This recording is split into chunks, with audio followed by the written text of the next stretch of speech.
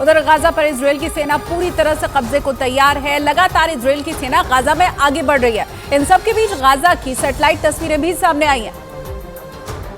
Satellite तस्वीरों के मुताबिक गाजा में इजरायल के टैंक और बख्तरबंद गाड़ियां आगे बढ़ चुकी हैं। तस्वीरों में गाजा शहर में छोटे बंदरगाह के ठीक दक्षिण में इजरायली सेना दिखाई दे रही है।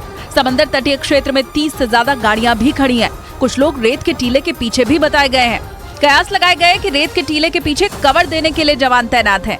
युद्ध पर अध्ययन करने वाले एक संस्थान ने तस्वीरों की पड़ताल की है और दावा किया कि इजरायल के सैनिकों ने समंदर किनारे पहुंचने के पहले गाजा शहर को दक्षिण से काट दिया था। इसके बाद वो उत्तर की तरफ आगे बढ़े। सैटेलाइट इमेज में गाजा सिटी के आसपास कई जगहों पर धुएं का गुब्बार भी दिखाई दे रहा है। और इजरायल के खिलाफ आत्मघाती हमलावरों की एक ऐसी फौज तैयार कर दी थी जो उसके एक इशारे पर तबाही मचाने के लिए तैयार थी।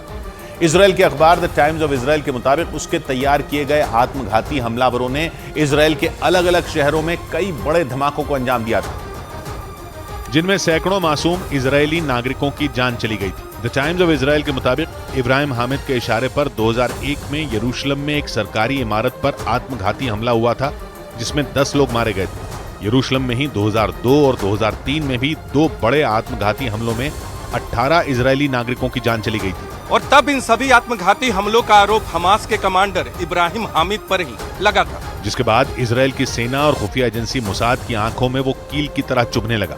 23 मई 2006 को वेस्ट बैंक में एक ऑपरेशन के बाद हमास के इस सबसे खूंखार कमांडर को गिरफ्तार कर लिया गया और जेल में बंद कर दिया गया था।